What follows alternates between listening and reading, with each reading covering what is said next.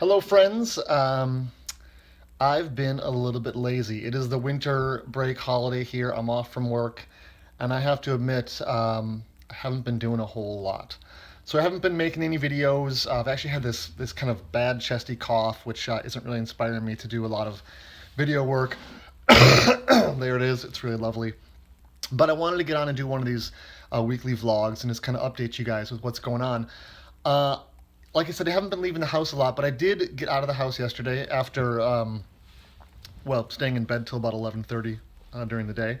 Finally got up and didn't go outside until the very end of the day. I was home with my son, and he's really been playing a lot of Pokemon Go, which I've been playing too. And toward the very end of the day, we wanted to visit a Pokestop.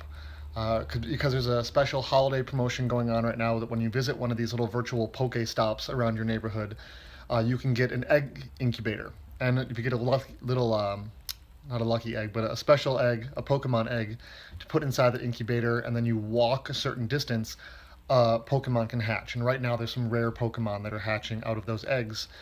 But you have to visit the Pokestop to get the incubator. So, Pokemon Go, the Go in Pokemon really means getting up and go, moving. And the whole point of the app is to get you out of your house and get you moving. And so, after the sun had set and it was dark, we bundled all up in our winter gear and walked down the alley to go to this Pokestop. But halfway there, at the same time, we both heard something. We heard a great horned owl.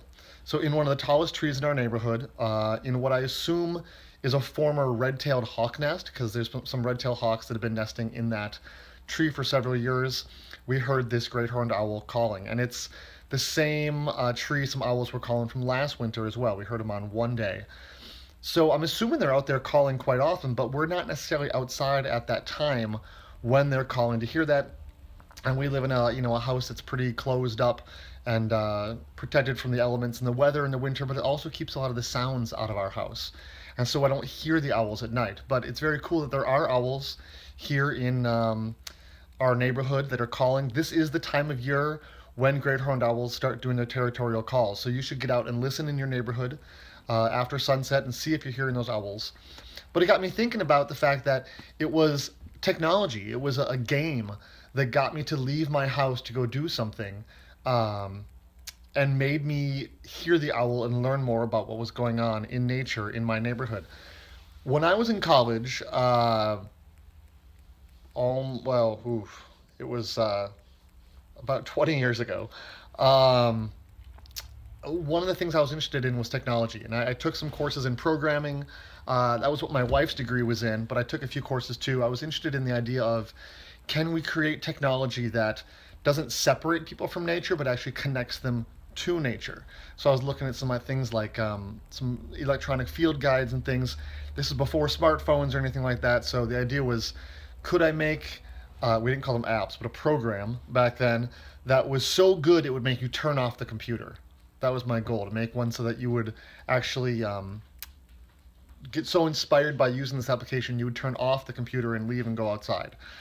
And now with some of the augmented reality stuff we're seeing, you're not really turning off the computer and going outside, you're taking the computer out with you. And there are all kinds of field apps like some of the Sibley's Guide to Birds that's on your phone now. You have things like Bird's Eye that can actually tell you exactly where birds are, and then you can use the eBird app to chart where those birds are and sort of make a Pokemon type game out of finding birds.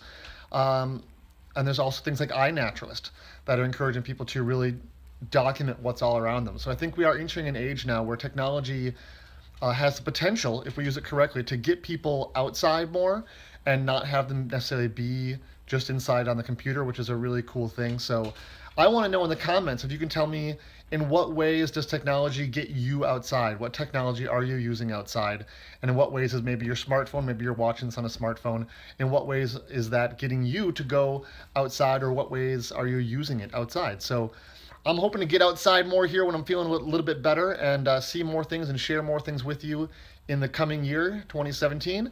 And until then, I hope you have a great day, and I'll see you soon.